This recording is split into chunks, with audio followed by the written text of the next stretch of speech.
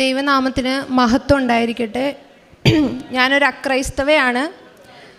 എൻ്റെ പേര് രേഷ്മ. ഞാൻ മൂവാറ്റുപുഴയിൽ നിന്നാണ് വരുന്നത്. ഞാൻ എന്താ പറയുക, കോട്ടയത്താണ് എന്നെ ശരിക്കുമുള്ള വീട്. എനിക്ക് അമ്മ മാത്രമേ ഉള്ളൂ. ചെറുപ്പത്തിൽ ഒരുപാട് കഷ്ടപ്പെട്ടാണ് എൻ്റെ അമ്മേനെ വളർത്തിയത്. അത് കഴിഞ്ഞ് കഴിഞ്ഞപ്പോഴേക്കും എനിക്കൊരു 18 വയസ്സായപ്പോഴേക്കും എൻ്റെ ബന്ധുക്കാരൊക്കെ കൂടി എന്നെ കെട്ടിച്ചു വിട്ടു. കല്യാണമൊക്കെ കഴിഞ്ഞ് ഇവിടെ വന്നപ്പോഴേക്കും എൻ്റെ പഠിപ്പൊക്കെ നിന്നുപോയി. പഠിക്കാൻ പിന്നെ ഹസ്ബൻഡിൻ്റെ വീട്ടുകാരും സപ്പോർട്ടൊന്നും ഉണ്ടായിരുന്നില്ല. അത് കഴിഞ്ഞിട്ട് എനിക്കൊരു 2 മക്കളുണ്ട്. ഞാൻ പിന്നെ എനിക്കൊരു 27 വയസ്സായപ്പോഴേക്കും എൻ്റെ കുഞ്ഞിന് 3-3.5 വയസ്സ് കഴിഞ്ഞപ്പോഴേക്കും ഞാനൊരു സ്ഥലത്ത് റിലയൻസിൽ ജോലിക്ക് കയറി കഴിഞ്ഞ് അവിടെ ജോലിക്ക് കയറിയത് എൻ്റെ ഹസ്ബൻഡിന് തീരെ ഇഷ്ടമുണ്ടായിരുന്നില്ല. അപ്പോൾ ഒരു 7-8 മാസം കഴിഞ്ഞപ്പോഴേക്കും ഫാമിലിയിലൊക്കെ ചെറിയ ഇഷ്യൂസും കാര്യങ്ങളൊക്കെ ഉണ്ടായി ജോലിക്ക് പോകുന്നത് കൊണ്ട്. അപ്പോൾ എനിക്ക് എൻ്റെ ഫാമിലിയിൽ വലിയ പ്രശ്നങ്ങളായപ്പം എനിക്ക് എൻ്റെ ജോബ് റിസൈൻ ചെയ്യേണ്ടി വന്നു. പ്രൊമോട്ടറായിരുന്നു, 15,000 രൂപ സാലറി ഉണ്ടായിരുന്നുള്ളൂ. ഞാൻ ജോബ് റിസൈൻ ചെയ്തു, വീട്ടിലിരുന്നു. പക്ഷെ അതെനിക്ക് ഭയങ്കരമായിട്ട് എന്താ പറയുക, ജോബിന് പോവാത്തതും വീട്ടിലെ പ്രശ്നങ്ങളും സപ്പോർട്ട് ചെയ്ത് നിൽക്കേണ്ട ആൾ പോലും സപ്പോർട്ടിനില്ലാത്ത ഒരവസ്ഥയിൽ സത്യം പറഞ്ഞു കഴിഞ്ഞാൽ എനിക്ക് ഡിപ്രഷനായി പോയി.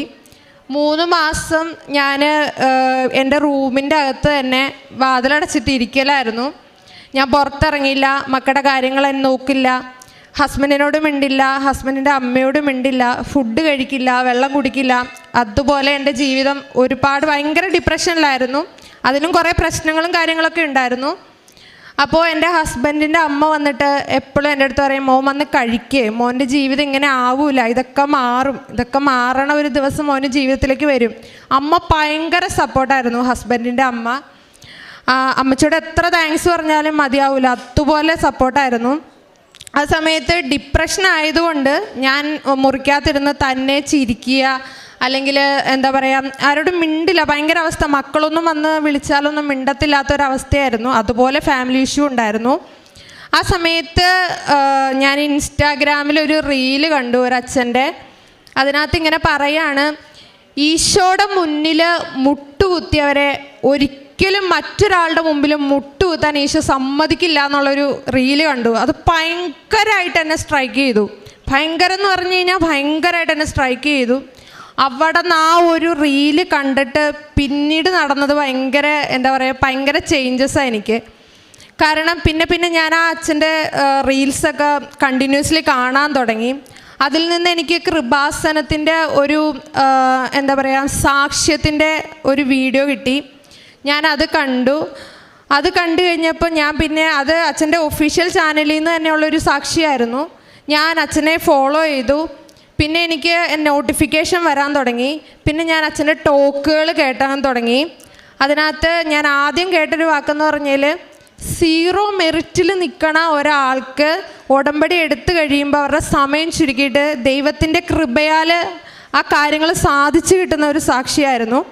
അങ്ങനെയുള്ള കാര്യങ്ങളായിരുന്നു അച്ഛൻ പറയണത്. അപ്പം ഞാനിങ്ങനെ മനസ്സുകൊണ്ട് ഓർത്തു, എൻ്റെ ദൈവമേ, എൻ്റെ ജീവിതത്തിൽ 18 വയസ്സിൽ എൻ്റെ കല്യാണം കഴിഞ്ഞതാണ്. എൻ്റെ പഠിപ്പ് കണ്ടിന്യൂ ചെയ്യാൻ പറ്റിയിട്ടില്ല. 0 മെറിറ്റ് തന്നെയാണ്. സാമ്പത്തികപരമായിട്ടും ഒരു കാര്യമില്ല. എൻ്റെ വീട്ടുകാരാൽ എനിക്കൊരു സപ്പോർട്ടില്ല, എൻ്റെ ഹസ്ബൻഡിനാൽ എനിക്കൊരു സപ്പോർട്ടില്ല. ആകെ കൂടിയുള്ളത് എൻ്റെ ഹസ്ബൻഡിൻ്റെ അമ്മയാണ്. അപ്പോൾ ഞാനിങ്ങനെ മനസ്സുകൊണ്ട് ഓർത്തു, എങ്ങനെയെങ്കിലും ഉടമ്പടി എടുക്കണം. അപ്പോൾ ഇങ്ങനെ ഓൺലൈൻ ഉടമ്പടി ഉണ്ടെന്നറിയാം, പക്ഷെ അതെങ്ങനെ എടുക്കാം, എങ്ങനെ ചെയ്യണം എന്നൊന്നും അറിയില്ല. ഞാൻ ചുമ്മാ കമൻസൊക്കെ വരുന്നത് വായിച്ചിട്ട് അച്ഛൻ്റെ പേജിൽ തന്നെ അതിൻ്റെ ലിങ്ക് ഉണ്ടെന്ന് കണ്ടു. ഞാൻ ആ ലിങ്ക് എടുത്തിട്ട് ഞാൻ അതിനകത്ത് 5 നിയോഗങ്ങൾ വെച്ചു. 6ാമത്തെ നിയോഗം ഞാൻ പരിശുദ്ധ അമ്മയ്ക്ക് വിട്ടു. അത് കഴിഞ്ഞിട്ട് 2 മാസം കഴിഞ്ഞപ്പോഴേക്കും ഞാനിങ്ങനെ റൂമിൽ നിന്നൊക്കെ മെല്ലെ ഇറങ്ങി തുടങ്ങിയായിരുന്നു. അപ്പോൾ രാവിലെ തൊട്ട് എഴുന്നേൽക്കുമ്പോൾ തൊട്ട് സാക്ഷ്യങ്ങളും അച്ഛൻ്റെ ടോക്കുകളും മാത്രമേ ഞാൻ വീട്ടിൽ വെക്കത്തുള്ളൂ. ഇതാണ് എന്നെ വഴി നടത്തുന്നത്. പിന്നെ അടുക്കളയിൽ കയറി ജോലി ചെയ്യാൻ തുടങ്ങി, കുഞ്ഞുങ്ങളുടെ കാര്യം നോക്കാൻ തുടങ്ങി, മിണ്ടാൻ തുടങ്ങി. അങ്ങനെയൊക്കെ മാറ്റങ്ങൾ സംഭവിച്ചു. അപ്പം ഞാൻ എൻ്റെ കൂട്ടുകാരിയുടെ അടുത്ത് ഇങ്ങനെ പറഞ്ഞു, എടി ഇങ്ങനെ ഇവിടെ കൃപാസനത്തിൽ പോണവർക്കൊക്കെ നടക്കുന്നത് വലിയ അത്ഭുതങ്ങളാണ് കേട്ടോ. നമുക്ക് മെറിറ്റ് ഇല്ലെങ്കിലും നമ്മൾ ഉടമ്പടി കൃത്യമായിട്ട് പാലിക്കുകയാണെങ്കിൽ നമുക്ക് എന്താ പറയുക, അമ്മയുടെ ഗ്രേസിൽ അത് നമുക്ക് തരും കേട്ടോ എന്നിങ്ങനെ ഞാൻ ഇവളോട് പറഞ്ഞ്, ഇവളോട് മാത്രമല്ല ഒരുപാട് ഫ്രണ്ട്സ് ഉണ്ട് അവരോടൊക്കെ പറഞ്ഞ്. അങ്ങനെ ഞങ്ങൾ ഒരു ദിവസം തീരുമാനിച്ചു, ഓൺലൈൻ ഉടമ്പടി എടുത്തു കഴിഞ്ഞാൽ മാത്രം കാര്യമാവില്ല, നമുക്ക് പോവാം എന്ന് തീരുമാനിച്ചു. അപ്പോൾ എൻ്റെ കയ്യിൽ പൈസയൊന്നുമില്ല, കാരണം ജോലിയില്ല. പിന്നെ എന്തെങ്കിലും ചോദിച്ചാൽ ഹസ്ബൻഡ് കുറച്ച് ഇഷ്യൂ ഉള്ളത് കൊണ്ട് അതും ഒരു സപ്പോർട്ടില്ല. അപ്പോൾ ഞാനിങ്ങനെ ഹസ്ബൻഡിൻ്റെ അമ്മയോട് പറഞ്ഞു, അമ്മ എനിക്കൊരു 500 രൂപ തരണം, എനിക്ക് കൃപാസനത്തിലൊന്ന് പോകണം, അമ്മച്ചി എനിക്ക് എവിടെന്നേലും കടം മേടിച്ച് തരണം എന്ന് പറഞ്ഞു. അപ്പോൾ അമ്മച്ചി പറഞ്ഞു, ഞാൻ കൊച്ചിന് 1000 രൂപ തരാം, കൊച്ചു പൊക്കോളാൻ പറഞ്ഞു. ഞാൻ 1000 രൂപ കിട്ടി. അപ്പോൾ തന്നെ ഞാൻ ജോമോളുടെ അടുത്ത് വിളിച്ച് പറഞ്ഞു, ഇതാണ് ജോമോളുടെ അടുത്ത് വിളിച്ചു പറഞ്ഞേടാ, നമുക്ക് ഒന്നും നോക്കണ്ട, നാളെ തന്നെ നമുക്ക് കൃപാസനത്തിൽ പോകാമെന്ന് പറഞ്ഞു. അപ്പം ഞങ്ങൾ ഈ മാസം ഫെബ്രുവരി 4 ഞങ്ങൾ കൃപാസനത്തിലേക്ക് വന്നു. ഞങ്ങൾ ചുറ്റിക്കറങ്ങിയാണ് ഇവിടെ വന്നത്. ഇവിടെ എത്തിയപ്പോൾ ഒരു 12:30 സമയമായി. ഇവിടെ വന്നു കഴിഞ്ഞപ്പോൾ സത്യം പറഞ്ഞാൽ ഞാൻ ഉടമ്പടി എടുക്കണമെന്ന് വിചാരിച്ചില്ല. ഞാനൊരു അച്ഛൻ്റെ ടോക്ക് കണ്ടതിനകത്ത് അക്രൈസ്തവർ ഇപ്പോൾ ഇങ്ങനെ ഉടമ്പടി എടുക്കുന്നില്ല, അത് ക്രിസ്ത്യൻസിൻ്റെ ഇതിൽ വെച്ചിട്ട് നിങ്ങൾക്ക് ഉടമ്പടി ചിട്ടകളൊക്കെ പാലിക്കാമെന്നുള്ളൊരു ഇത് കണ്ടായിരുന്നു. അപ്പം ഞാൻ ഓർത്തു ഇവൾ ക്രിസ്ത്യനാണ്, അപ്പോൾ ഇവളുടെ ഇതിൽ ഒരു 3 നിയോഗം എനിക്കും വെക്കാം, ഇവളുടെ കൂടെ നിൽക്കാമെന്ന് ഓർത്തു. ഞങ്ങളിവിടെ വന്നു, ഇവൾ ഉടമ്പടിയുടെ ചീട്ടൊക്കെ വാങ്ങിച്ചു. ഞങ്ങൾ പുറത്തു പോയി ഫുഡ് കഴിച്ചിട്ട് വന്നു. ഒരു 1:45 സമയമായി. അച്ഛൻ ബ്ലെസ്സിങ് ചെയ്യുന്ന ആ സ്ഥലത്ത് എത്തിയപ്പോഴേക്കും ഭയങ്കര മുല്ലപ്പൂൻ്റെ മണം വന്നു. അപ്പം ഞാൻ ഓർത്ത് സത്യം പറഞ്ഞു കഴിഞ്ഞാൽ അതിപ്പോൾ ഇവിടെ മാലയൊക്കെ മേടിച്ചിടുന്നുണ്ടല്ലോ, അതിൻ്റെ മണമായിരിക്കും എന്ന് ഓർത്തിട്ട് ഞാൻ ഇവളോടത്ത് ഒന്നും പറഞ്ഞില്ല. ആ ചെയറിൽ അവിടെ വന്നിരുന്നപ്പം ഞാൻ ഇവളോട് ചോദിച്ചു. അപ്പോൾ ഇവക്ക് മൂക്കടപ്പായിരുന്നു, അതുകൊണ്ട് ഇവക്ക് സ്മെല്ല് കിട്ടിയില്ല. അപ്പോൾ അതിൻ്റെ അടുത്തിരുന്ന് ചേച്ചിയോട് ചോദിച്ചു, ചേച്ചി നിങ്ങൾക്ക് മുല്ലപ്പൂൻ്റെ സ്മെല്ല് വരുന്നുണ്ടോ എന്ന് ചോദിച്ചു. അപ്പോൾ ആ ചേച്ചി പറഞ്ഞു, ഇല്ലല്ലോപ്പാന്ന് പറഞ്ഞു. അപ്പോൾ എനിക്ക് കൺഫേം ആയി, അമ്മ എനിക്ക് സുഗന്ധാഭിഷേകം തന്നു, ഞാൻ ഉടമ്പടി എടുക്കാൻ. എൻ്റെ കണ്ണൊക്കെ അപ്പോൾ അവിടെ ഇരുന്ന് നിറഞ്ഞു. അപ്പോൾ ഇവള് പറഞ്ഞു, നീ എന്തായാലും പോയി ഉടമ്പടി എടുക്കാനുള്ള ചീട്ട് എടുത്തിട്ട് വരാൻ പറഞ്ഞു. ഞാൻ അപ്പം തന്നെ ഓടിപ്പോയി ഉടമ്പടി എടുക്കാനുള്ള ചീട്ട് എടുത്തു. ഉടമ്പടിയെല്ലാം എടുത്ത് ഞങ്ങൾ ഇവിടെ നിന്ന് പോയപ്പോൾ സമയം 6:45 7 മണി കഴിഞ്ഞു. വീട്ടിലെത്തിയപ്പോൾ 9:30. കാരണം ഹസ്ബൻഡ് വരണതിന് മുന്നേ എനിക്ക് വീട്ടിലെത്തണം. ഹസ്ബൻഡിന് ഇങ്ങനെയുള്ളൊരു കാര്യങ്ങളൊന്നും താല്പര്യമില്ലാത്തതുകൊണ്ട് ഹസ്ബൻഡ് വരണതിന് മുന്നേ വീട്ടിലെത്തണമെന്ന് അമ്മ പറഞ്ഞിട്ടുണ്ടായിരുന്നു. അപ്പോൾ 9 മണിയായി ഞാൻ മൂവാറ്റുപുഴ എത്തിയപ്പം. അപ്പം ഞാൻ മാതാവിനോട് പറഞ്ഞു, 10 മണിയാകുമ്പോഴേക്കും പുള്ളി വരണത്, അതിന് മുന്നേ എന്നെ വീട്ടിലെത്തിക്കണം, ഓട്ടോറിക്ഷയില്ല, വീട്ടിലേക്ക് പോണ വഴിയിൽ എന്താ പറയുക റോഡ് പണി നടക്കുകയാണ്, വണ്ടിയൊന്നുമില്ല. ഞാൻ ആകെ വിഷമിച്ചു. പക്ഷേ എനിക്ക് ഭയങ്കര ഞാൻ ഭയങ്കര സ്ട്രോങ് ആയിരുന്നു. കാരണം എന്ന് വെച്ച് കഴിഞ്ഞാൽ ഞാൻ എന്തിനാ പേടിക്കണേ, ഉടമ്പടി എടുത്തിട്ട് അമ്മയുടെ അടുത്തുനിന്നല്ലേ വരുന്നത്, ഇനി അമ്മയുടെ കയ്യിലാണ് ബാക്കി കാര്യം. പക്ഷേ കറക്റ്റ് എനിക്കൊരു വണ്ടി കിട്ടി, ഞാൻ കറക്റ്റ് വീട്ടിലെത്തി. അപ്പോൾ അമ്മ പറഞ്ഞു, മോനെ ഞാൻ പേടിച്ചിരിക്കുമായിരുന്നു, അവൻ വന്നതിന് മുന്നേ കൊച്ചിവിടെ എത്തണം എന്ന് ഞാൻ പ്രാർത്ഥിച്ചുകൊണ്ടിരിക്കുമായിരുന്നു എന്ന് പറഞ്ഞു. അത് കഴിഞ്ഞിട്ട് ആ ഉടമ്പടി എടുത്തു പോയതിൻ്റെ പിറ്റേ ദിവസം തൊട്ട് സംഭവിച്ചെന്ന് പറഞ്ഞാൽ അത്ഭുതങ്ങളെന്ന് പറയാൻ പറ്റില്ല, അത്യത്ഭുതങ്ങളാണ്. കാരണം 0 മെറിറ്റാണ്, എൻ്റെ കയ്യിൽ ഫണ്ടില്ല, എന്നെ സപ്പോർട്ട് ചെയ്യാനായിട്ട് ആരുമില്ല. ഞങ്ങൾ 2 പേരും കൂടെ പുറത്തേക്ക് പോകാനായിട്ട് തീരുമാനിച്ചു. പുറത്തേക്ക് പോവാം, പക്ഷെ പൈസ വേണം, 1 ലക്ഷം രൂപയെങ്കിലും ആവും പോവാൻ വേണ്ടിയിട്ട്. കാരണം എന്ന് വെച്ച് കഴിഞ്ഞാൽ ഞാൻ 1000 രൂപ അമ്മച്ചിയുടെ നിന്ന് കടം മേടിച്ചുകൊണ്ടാണ് കൃപാസനത്തിൽ വരുന്നത്. എൻ്റെ കയ്യിൽ 1 ലക്ഷം രൂപ പോലും എടുക്കാനായിട്ടുണ്ടായിരുന്നില്ല. പക്ഷെ ഞാൻ മനസ്സിൽ വിചാരിച്ചു, ഞാൻ ഉടമ്പടി എടുത്തിട്ടുണ്ട്, നിയോഗം വെച്ചിട്ടുണ്ട്, പക്ഷെ ഞാൻ നിയോഗങ്ങളെപ്പറ്റി ഓർക്കുന്നില്ല, ഞാൻ വെച്ച നിയോഗങ്ങളെപ്പറ്റി ഞാൻ ഓർക്കുന്നില്ല. ഉടമ്പടിയിൽ അമ്മ എന്താണോ പറഞ്ഞിട്ടുള്ളത് അത് ഞാൻ കൃത്യമായിട്ട് പാലിക്കും, ഉടമ്പടീനെ പറ്റി ഞാൻ ചിന്തിക്കണേ ഇല്ല എന്ന് വിചാരിച്ചു. 2 ദിവസം കഴിഞ്ഞപ്പോൾ ഏജൻസിയിൽ നിന്ന് വിളിക്കുകയാണ്, നല്ലൊരു ജോബ് ഓപ്പർച്യൂണിറ്റി വന്നിട്ടുണ്ട്, നിങ്ങൾ ട്രൈ ചെയ്യുന്നുണ്ടോ എന്ന് ചോദിച്ചു. അപ്പം ഞാൻ ഇവൾക്ക് അതിൻ്റെ ലിങ്ക് ഇട്ട് കൊടുത്തു. അപ്പോൾ അവർ പറഞ്ഞു 2 ദിവസം കഴിയുമ്പോൾ ഇൻ്റർവ്യൂ ആണ്, ഈ മാസം കയറി പോകണം. അപ്പം ഞാൻ ഉടമ്പടിയിൽ നിയോഗം വെച്ച ഫസ്റ്റ് നിയോഗം എന്ന് പറയണത് ഫെബ്രുവരി 20 മുമ്പ്, എനിക്ക് മെറിറ്റൊന്നും ഇല്ല, എന്നാലും ഞാൻ വെറുതെ വെച്ചതാണ്. 20 മുമ്പ് എനിക്ക് മെറിറ്റില്ല, അമ്മയുടെ ഗ്രേസിൽ എനിക്ക് പുറത്തേക്ക് പോകാൻ ഒരു ചാൻസ് ഉണ്ടാക്കി തരണേ അമ്മേ, ഫണ്ട് ഉൾപ്പെടെ എന്നാണ് ഞാൻ എഴുതിയത്, നിയോഗത്തിൽ എഴുതിയത്. അപ്പം ഞാൻ അവരോട് പറഞ്ഞു ഇൻ്റർവ്യൂ അറ്റൻഡ് ചെയ്യാം. കയ്യിൽ കാശില്ല, എൻ്റെ പാസ്പോർട്ട് പുതുക്കിയിട്ടില്ല, 10 പൈസയില്ല. എന്നിട്ട് ഞാനിങ്ങനെ അമ്മച്ചിയുടെ അടുത്ത് പറഞ്ഞു, അമ്മ ഇന്നപോലെ ചാൻസ് ഒന്നും ഇൻ്റർവ്യൂ കഴിഞ്ഞു, പക്ഷേ പൈസയൊന്നും ഇല്ല കേട്ടോ, ഞാൻ ഇൻ്റർവ്യൂ അറ്റൻഡ് ചെയ്തു. ഇവളും എൻ്റെ ഒരു വിശ്വാസത്താൽ ഇവളും ഇൻ്റർവ്യൂ അറ്റൻഡ് ചെയ്തു. അത് കഴിഞ്ഞിട്ട് ഞാനിങ്ങനെ ഇരിക്കുന്ന സമയത്ത് അവർ പറഞ്ഞു, നമുക്ക് വിസ എടുക്കണം, നിങ്ങൾ ഫണ്ട് ഇടണം, 50,000 രൂപ വെച്ച് ഇടണം എന്ന് പറഞ്ഞു. അപ്പോൾ ഒരു തിങ്കളാഴ്ചയായിരുന്നു അന്ന്. അപ്പോൾ അവർ പറഞ്ഞു ഇന്നാണ് പൈസ ഇടണം, 10 മണിക്കുള്ളിൽ പൈസ ഇടണം എന്ന് പറഞ്ഞു. അപ്പോൾ ഞാൻ പാത്രം കഴുകുന്ന സമയത്ത് ഇങ്ങനെ മാതാവിനോട് പറഞ്ഞു, അമ്മേ അറിയാലോ ഞാൻ ചോദിച്ചവരുടെ അടുത്തൊന്നും എനിക്ക് പൈസ കിട്ടിയിട്ടില്ല, ഇന്ന് 10 മണിയാകുമ്പോൾ ഇട്ട് കൊടുക്കണം. ഇനി എൻ്റെ കയ്യിലൊന്നുമില്ല, അമ്മ എന്താണെന്ന് വെച്ചാൽ ചെയ്തോട്ടോ, എനിക്ക് അമ്മയിലാണ് വിശ്വാസം കേട്ടോ, അമ്മ എനിക്ക് മധ്യസ്ഥം വായിക്കണോട്ടോ എന്നിങ്ങനെ പറഞ്ഞു.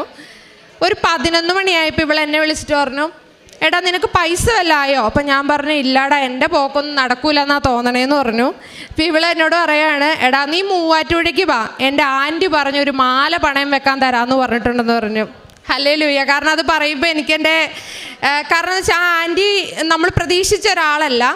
ഇപ്പം ഞങ്ങൾ രണ്ടുപേരും കൂടെ ചെന്നു, അമ്മ മാല പണയം വെക്കാൻ തന്നു, ഞങ്ങൾ പോയി ബാങ്കിൽ പോയി പണയം വെച്ച് പൈസ അയച്ചു കൊടുത്തു. ഞാൻ വീട്ടിൽ ചെന്നപ്പോൾ അമ്മച്ചി എന്നോട് പറഞ്ഞു, മോനെ പൈസ ഇല്ലാണ്ട് നിങ്ങൾ മൂവാറ്റുപുഴയുടെ കറങ്ങി നടന്നിട്ട് എന്നാ കാര്യം? അപ്പം ഞാൻ പറഞ്ഞു, അമ്മേ വിസയ്ക്കുള്ള പൈസ അടച്ചു, പക്ഷെ അവർക്ക് തിരിച്ചു കൊടുക്കണം.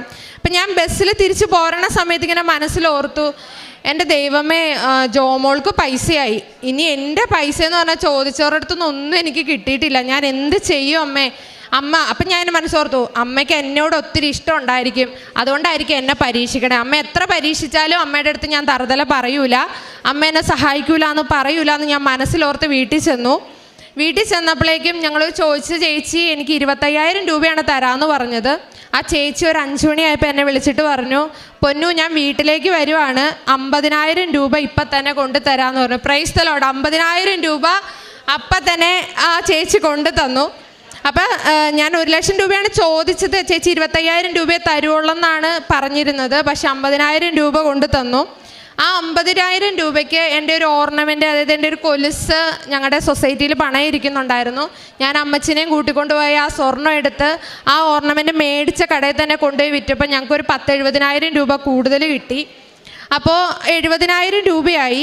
ബാക്കി എല്ലാ പൈസ അടച്ചു, പോകാനുള്ള പൈസയൊക്കെ ആയി. പിന്നെ അത് കഴിഞ്ഞപ്പോൾ ഒരു 2 ദിവസം കഴിഞ്ഞപ്പം ഒരു ഫ്രണ്ട് എന്നെ വിളിച്ചിട്ട് പറഞ്ഞു, നിനക്ക് ഇനി ബാക്കി എത്ര രൂപയാണ് പോവാൻ വേണ്ടതെന്ന് ചോദിച്ചു. ഞാൻ പറഞ്ഞു ഇനി ഒരു 50,000 രൂപയും കൂടെ വേണമെന്ന് പറഞ്ഞു. ആ 50,000 രൂപ ഞാൻ തരാട്ടോ എന്നും പറഞ്ഞു. കാരണം എന്ന് വെച്ച് കഴിഞ്ഞാൽ എനിക്ക് ഒട്ടും മെറിറ്റില്ല കേട്ടോ, എൻ്റെ കാര്യത്തിൽ 0 മെറിറ്റാണ്. വിദ്യാഭ്യാസം എന്ന് പറയുന്നത് +2 ക്വാളിഫിക്കേഷനാണ്, വേറെ ഒന്നുമില്ല. അതായത് ബാക്ക് സപ്പോർട്ടിന് ആരുമില്ല. സത്യം പറഞ്ഞു കഴിഞ്ഞാൽ ഞാൻ ആ 3 മാസമൊക്കെ അനുഭവിച്ചെന്ന് പറഞ്ഞു കഴിഞ്ഞാൽ സത്യം പറഞ്ഞാൽ അമ്മയാണ്, അമ്മ മാതാവാണ്. ഞാൻ ഉറച്ച് വിശ്വസിക്കണു, മാതാവ് ഇടപെട്ടില്ലായിരുന്നെങ്കിൽ എനിക്കിപ്പോൾ 20-ാം തീയതി 21-ാം തീയതി ഞങ്ങൾ പോവുകയാണ്. ഞങ്ങൾ രണ്ടുപേരും ഇവിടെ വന്ന് അമ്മയ്ക്ക് സാക്ഷ്യം പറഞ്ഞിട്ടേ പോവുള്ളൂ എന്ന് പറഞ്ഞായിരുന്നു.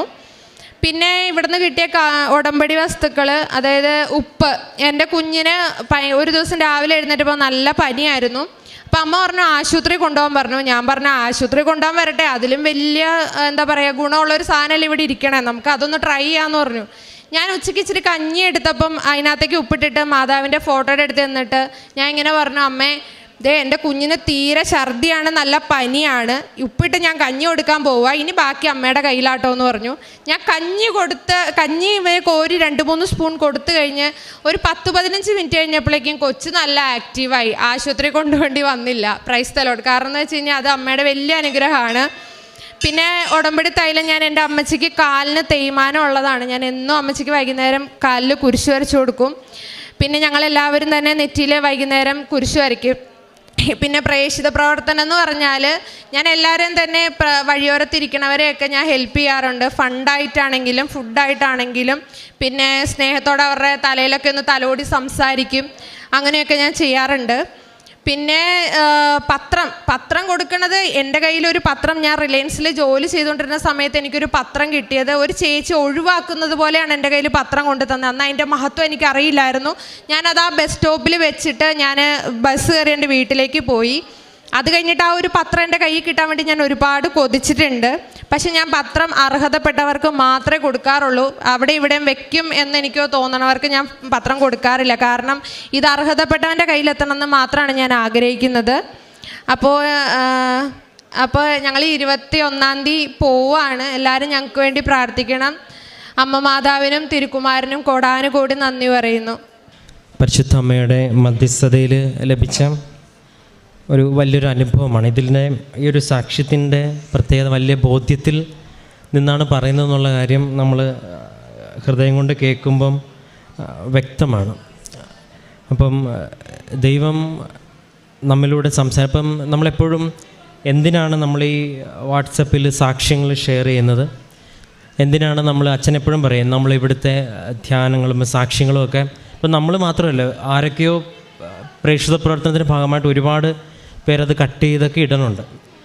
പക്ഷേ അങ്ങനെയൊക്കെ ചെയ്യുമ്പം ഒരു പക്ഷേ ഇപ്പോൾ ഈ ഒരു സാക്ഷ്യത്തിൻ്റെ തുടക്കം എന്ന് പറയുന്നത് ഏതോ മുറിയിൽ അടച്ചിരുന്ന് പ്രാർത്ഥിച്ച് അല്ലെങ്കിൽ ഭയങ്കര ബുദ്ധിമുട്ടിരുന്ന സമയത്ത് ഇപ്പം നമുക്കിനി ഒരു മൊബൈൽ അല്ലെങ്കിൽ നൂതന സാങ്കേതിക വിദ്യകൾ മാറ്റിവെച്ചിട്ടൊരു ആത്മീയതയെക്കുറിച്ച് ഇനി ചിന്തിക്കാനായിട്ട് ഭയങ്കര പാടായിരിക്കും. മൊബൈലില്ലാത്തൊരു ലോകം, അങ്ങനൊരു ലോകം ഒന്നും ഇനി നമ്മൾ ഇപ്പം ദൈവം നൽകിയതാണല്ലോ. ശാസ്ത്രവും ശാസ്ത്രവിദ്യകളും ഉപകരണങ്ങളും എല്ലാം ദൈവം നൽകിയതാണ്. അപ്പോൾ ഫ്രാൻസിസ് മാർപ്പാപ്പ പറയുന്നുണ്ട്, ഇനി ഇതിലൂടെ വേണം സുവിശേഷം വൽക്കരണം നടത്തുവാനായിട്ട്. ഇനി അത് തന്നെയാണ്, ഇനിയിപ്പോൾ ഇതിന് മാറ്റി വെച്ചിട്ട് ഞങ്ങൾ ഇങ്ങനെ പോകത്തുള്ളൂ എന്നുള്ളൊരു അഡമൻ്റ് മെൻറ്റാലിറ്റിയുടെ ആവശ്യമില്ല. നവമാധ്യമങ്ങളാണ് ഇപ്പോൾ ദൈവം നൽകിയതെങ്കിൽ അതിലൂടെ കർത്താവിനെ പ്രഘോഷിക്കാനായിട്ടുള്ള ഉത്തരവാദിത്വം ഓരോരുത്തർക്കും ഉണ്ടെന്നുള്ള കാര്യം അപ്പം അതിൻ്റെ ഭാഗമായിട്ട് തന്നെയാണ് നമ്മളിവിടെ നിന്ന് സാക്ഷ്യം ഷെയർ ചെയ്യണം. അല്ലെങ്കിൽ അപ്പം നമ്മൾക്ക് പരിചയമുള്ളവർ ആയിരിക്കുന്ന സാഹചര്യത്തിൽ നിങ്ങൾ സാക്ഷ്യങ്ങൾ പരിശോധിക്കും. ഇപ്പം കഴിഞ്ഞതിൻ്റെ മുമ്പത്തെ ആഴ്ച വന്നൊരു ചെറുപ്പക്കാരൻ, അവൻ പറഞ്ഞ സാക്ഷി എൻ്റെ കൂട്ടുകാരൻ്റെ ഷെയർ ചെയ്തൊരു സാക്ഷ്യം ഞാൻ വെറുതെ അവൻ കണ്ടെന്നറിയിക്കാൻ വേണ്ടി കയറി കണ്ടു തുടങ്ങിയതാണ്. അപ്പോൾ കണ്ടു തുടങ്ങിയപ്പോൾ എനിക്ക് തോന്നി ഇതിൽ എന്താണ് സത്യമാണോ എന്നറിയാനാണ് ഞാനിവിടെ വന്നതെന്നുള്ളത്. പിന്നീട് അവൻ പറയണത് മുഴുവൻ ഭയങ്കര വലിയ വലിയ കാര്യങ്ങളാണ്. അപ്പോൾ ഈ ദൈവത്തിൻ്റെ ഒരു ഇൻവിറ്റേഷൻ അതാണ്. കർത്താവ് ഈ ലോകമെമ്പാടും പോയി എല്ലാവരെയും സുവിശേഷം അറിയിക്കുക എന്ന് പറഞ്ഞാൽ എല്ലായിടത്തും മൈക്ക് എടുത്ത് വെച്ച് നമുക്ക് പ്രസംഗിക്കാൻ പറ്റത്തില്ലല്ലോ. ഇപ്പോൾ പള്ളിയിൽ വരുന്നവരോട് പ്രസംഗിക്കാൻ മാത്രമല്ലേ പറ്റത്തുള്ളൂ. പക്ഷേ ഏറ്റവും ചുരുങ്ങിയ മാർഗ്ഗത്തിൽ എന്താണ് ചെയ്യുന്നത് പറഞ്ഞാൽ സമയമുള്ളവർക്ക് സമയമനുസരിച്ച് കേൾക്കാനായിട്ട് നമ്മൾ കാര്യങ്ങളൊക്കെ ഇപ്പോൾ ഇവിടുത്തെ ആരാധനയാണെങ്കിലും ഓരോ സാക്ഷ്യങ്ങളാണല്ലോ. ചില സാക്ഷ്യങ്ങൾ ഇപ്പോൾ ഈ സാക്ഷ്യവും അതുപോലെ തന്നെ ചില സാക്ഷ്യങ്ങൾ കേൾക്കുമ്പോൾ തന്നെ നമുക്ക് കണ്ണ് നിറയുന്ന വലിയ അനുഭവം ഉണ്ടാകും. കാരണം അത്രയും ഹൃദയം കൊണ്ടവർ പറയും. ഒരുപാട് സാക്ഷ്യങ്ങളുണ്ട്. അത് ദൈവം സഹായിച്ച് ഈ കർത്താവ് എല്ലാവർക്കും വേണ്ടി ഉള്ളതാണെന്നുള്ള കാര്യം കർത്താവ് സുവിശേഷത്തിൽ ജനനത്തെക്കുറിച്ച് എല്ലാവർക്കും വേണ്ടിയുള്ള രക്ഷയുടെ സദ്വാർത്ത എന്നാണ് ഈശോയുടെ ജനനത്തെക്കുറിച്ച് പറയുന്നത്. കർത്താവ് പറയുന്നുണ്ട് സത്യം എല്ലാവരും തിരിച്ചറിഞ്ഞ് എല്ലാവരും സ്വന്തമാക്കപ്പെടണം, ഞാൻ വന്നിരിക്കുന്നത് സജീവ. അപ്പം കർത്താവിൻ്റെ വരവ് എല്ലാവർക്കും വേണ്ടിയുള്ളതാണെന്നുള്ളത് ഒരു ശുശ്രൂഷ എന്നുള്ളത് കർത്താവ് ശുശ്രൂഷ ചെയ്തുകൊണ്ടിരുന്ന സമയത്തും ചിലരെ എടുത്ത് മുൻപോട്ട് നിർത്തി പറയും, ഞാൻ എൻ്റെ കൂട്ടത്തിൽ പോലും ഇത്രയും പേരെ നല്ലവരെ കണ്ടിട്ടില്ല എന്ന്.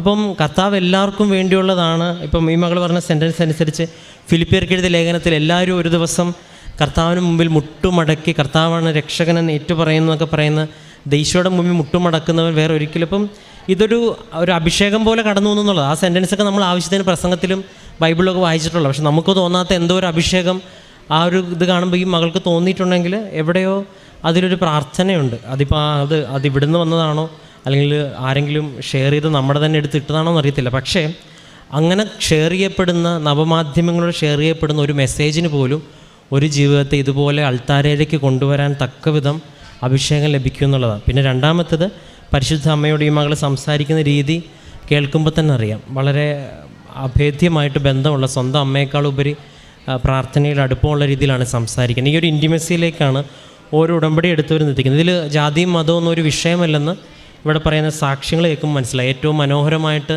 ഹൃദ്യമായിട്ട് മനസ്സിൽ തട്ടി ആത്മാവ് നിറഞ്ഞ സാക്ഷ്യങ്ങളൊക്കെ പറഞ്ഞത് പരിശോധിക്കുമ്പോൾ ഒരു പക്ഷേ ക്രിസ്തുവിനെയും മാതാവിനെയൊക്കെ നേരത്തെ അറിഞ്ഞവരെക്കാളും ഈ കഴിഞ്ഞ കാലയളവിൽ മാത്രം ഉടമ്പടിയിലേക്ക് കടന്നു വന്നവർ പറയുന്ന സാക്ഷ്യങ്ങൾ കേട്ടാൽ ഒരു പക്ഷേ നമുക്ക് പോലും അത്രയും പറ്റണില്ലല്ലോ എന്നുള്ളൊരു വിഷമവും ഒരു പക്ഷേ ഒരു ഇതും നമുക്ക് തോന്നുന്ന തരത്തിലുള്ള ഒരുപാട് സാക്ഷ്യങ്ങൾ ദൈവം നൽകുന്നുണ്ട്. ഒരു പക്ഷേ ദൈവം അത് ആഗ്രഹിക്കുന്നത് കൊണ്ട് തന്നെയാവാം കർത്താവിനെ നമ്മളിങ്ങനെ ഒരു ക്രിസ്ത്യാനികളുടെ മാത്രം ഒരു സ്വത്തായിട്ട് മൂടിപ്പിടിച്ചിരിക്കേണ്ട ഒന്നല്ലെന്ന് ഈശോ തന്നെ വെളിപ്പെടുത്തി തരാനുണ്ട്. അതുകൊണ്ടാണ് നിങ്ങളറിഞ്ഞ കർത്താവിനെ ലോകമെമ്പാടും അറിയിക്കണമെന്നുള്ളൊരു മിഷൻ എല്ലാവർക്കും ഉണ്ട്. ഇപ്പം ഇന്നിവിടെ ഒരു ദേവാലയവും ഇന്നൊരു കർത്താവിനെ മാതാവിനെയൊക്കെ നമ്മൾ അറിഞ്ഞിട്ടുണ്ടെങ്കിൽ അതിനർത്ഥം പണ്ട് ഇതുപോലെ രാജ്യവും നാടും ഊരുമൊക്കെ വിട്ട് അപ്പോസ്തലന്മാരും മിഷണറിമാരും ഇവിടെ വന്നുകൊണ്ട്, അല്ലെങ്കിൽ ഇവിടെ ഒരു പള്ളി ഉണ്ടാകത്തില്ല, കർത്താവിനെ മാതാവിനെ നമുക്ക് അറിയാനും പറ്റത്തില്ല.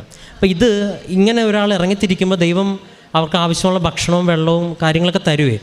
അതുതന്നെയാണ് കർത്താവ് ആഗ്രഹിക്കുന്നത്. നിങ്ങളൊന്നും കരുതണ്ട, പക്ഷെ നീ മുന്നോട്ട് പോക്കോ, ദൈവത്തിൻ്റെ നാമത്തിലാണ് മുന്നോട്ട് പോകുന്നതെങ്കിൽ ദൈവം നടത്തും. ഇത് വലിയൊരു അനുഭവമാണ്. അതുകൊണ്ടാണ് ഈ പത്രം കൊടുക്കണമെന്നൊക്കെ പറയുമ്പോൾ എല്ലാവരും ചിന്തിക്കണം ഈ പരസ്യം കൊടുക്കണമെന്ന് കാണുന്നത്. പക്ഷേ അതൊന്നുമല്ല. ഒരാൾ ഇപ്പോൾ കഴിഞ്ഞ 2 സാക്ഷ്യങ്ങളും കണ്ടില്ലേ, അവർ പ്രാർത്ഥനയോട് അത് വായിക്കുമ്പം നമുക്ക് ഒരാളെ വിളിച്ചു നിർത്തി കർത്താവിനെക്കുറിച്ച് കുറേ നേരം സംസാരിക്കാൻ പറ്റത്തില്ല. കാരണം ഇന്നത്തെ അത്രയും ഒരു ലോകമാണ്, പെട്ടെന്നൊരു സമയമൊന്നും കിട്ടത്തില്ല. പക്ഷേ അവർ സമാധാനത്തിൽ എപ്പോഴെങ്കിലും അത് വായിക്കുമ്പം സത്യസന്ധമായ കാര്യമാണ്. 10-600 സാക്ഷ്യത്തിൽ 100 മാത്രമേ നമുക്ക് അതിൻ്റെ തച്ചടിക്കാൻ പറ്റത്തുള്ളൂ. അതിൽ എത്ര സാക്ഷ്യം വരുമ്പോഴാണ് ഒരു 100-500 സാക്ഷ്യം അല്ലെങ്കിൽ 300 സാക്ഷ്യം മാത്രം നമ്മൾ യൂട്യൂബിൽ ഇടുന്നത്, അതിൽ ഒരു ഇരട്ടി വരുമ്പോഴും. അപ്പോൾ ഇതുപോലെ ദൈവം നമുക്ക് അനുഭവങ്ങൾ നൽകുമ്പം അത് പങ്കുവെക്കുമ്പോഴാണ്, നിങ്ങളിവിടെ ഇരിക്കുന്നുണ്ടെങ്കിൽ അതിൻ്റെ എവിടെയെങ്കിലും നിങ്ങൾ കേട്ട ഒരു സാക്ഷ്യമെങ്കിലും കാണും, അല്ലെങ്കിൽ നിങ്ങളോട് ഒരു വ്യക്തിക്കും പറഞ്ഞിട്ടുണ്ടാവും നിങ്ങൾ പൊക്കോ മാതാവ് നോക്കിക്കൊള്ളുന്നു. അപ്പോൾ ആ ഒരു അനുഭവത്തിൽ ഇപ്പോൾ ഒരുപക്ഷെ അത് ഹസ്ബൻഡിൻ്റെ അമ്മയാണെങ്കിലും ആരാണെങ്കിലും അങ്ങനെ അനുഭവത്തോട് നമുക്കൊരു ഇൻവിറ്റേഷൻ കിട്ടുമ്പം കടന്നു വരുമ്പോൾ മാതാവിൻ്റെ ബാക്കി ഏറ്റെടുത്തോളേ. ഇത് നിങ്ങളിവിടെ വന്ന് പ്രാർത്ഥിച്ച് വിശ്വസത്തോടെ നിന്നാൽ മതി, ബാക്കി കർത്താവിൻ്റെ കാര്യമാണല്ലോ. ഇവിടെ നമുക്കിവിടെ മാതാവിനെ പ്രത്യക്ഷപ്പെടുത്താനുള്ള യന്ത്രമൊന്നും ഇല്ലല്ലോ. പക്ഷേ ഇവിടെ വന്നു പോകുന്നവരൊക്കെയും പിന്നീട് 5-6 വർഷമായിട്ട് സ്ഥിരം വരുന്നവരൊക്കെ ഉണ്ടാകുന്നുണ്ടെങ്കിൽ അവരെ നിർത്തുന്ന എന്തോ ഒരു വേറൊരു സംഭവമുണ്ട്. ഇവിടെ പത്രം കൂടുതൽ വിൽക്കുന്നവർക്ക് നമ്മൾ സമ്മാനം കൊടുക്കുകയോ ഒന്നും കൊടുക്കണില്ല. സത്യം പറഞ്ഞാൽ ഇവിടെ ഒരു നല്ലൊരു ഇൻഫ്രാസ്ട്രക്ചർ പോലും നമുക്ക് ഒരുക്കാനുള്ള സാഹചര്യം ഇവിടെ ഇല്ല. പക്ഷേ അമ്മയുടെ പ്രത്യക്ഷീകരണം നടന്ന ഇവിടെ ആയതുകൊണ്ട് നമുക്ക് ഇൻഫ്രാസ്ട്രക്ചർ നോക്കി സ്ഥലം മാറ്റാനും പറ്റത്തില്ല. പക്ഷേ അമ്മ ഇവിടെ വരുന്നവരെ ഹോണർ ചെയ്യുന്നുണ്ട്. അതിവിടെ വന്ന് കാല് കുത്തുമ്പോൾ തന്നെ ഉണ്ടാകുന്ന അനുഭവങ്ങൾ ആളുകൾ പറയുമ്പോൾ നമുക്ക് മനസ്സിലാവും അമ്മ ഇത് ഏറ്റെടുത്തിട്ടുണ്ടെന്ന്. പരിശുദ്ധ അമ്മ എത്ര സാക്ഷ്യങ്ങളിലാണ് വന്നിരിക്കുന്നത്. അപ്പോൾ ഇനിയും ഉടമ്പടി ജീവിതം മുന്നോട്ട് പോകുമ്പോൾ ഇനിയും ഒരുപാട് അനുഭവങ്ങൾ ഉണ്ടാകട്ടെ എന്ന് പ്രാർത്ഥിക്കുന്നു. അപ്പോൾ ഈ മകളെ പ്രതി, ഇപ്പം മകൾ പറഞ്ഞ ഏറ്റവും വലിയ പോയിൻ്റ് 0 മെറിറ്റ് എന്നുള്ള, ആരും സഹായിക്കാനില്ലാത്തപ്പോൾ കർത്താവ് നമ്മുടെ തുണയ്ക്ക് വരും എന്നുള്ളൊരു വലിയൊരു ബോധ്യം നമുക്ക് പറഞ്ഞു തരാനായിട്ട് കർത്താവ് ഈ മകളെ ഉപയോഗിച്ചിട്ടുണ്ട്. ഇനിയും പരിശുദ്ധ അമ്മയുടെ വലിയ അനുഭവം ഉണ്ടാകട്ടെ എന്ന് പ്രാർത്ഥിക്കാൻ നമുക്ക് കരങ്ങളടിച്ച് ദൈവത്തിൻ്റെ നാമം മഹത്വപ്പെടുത്തും.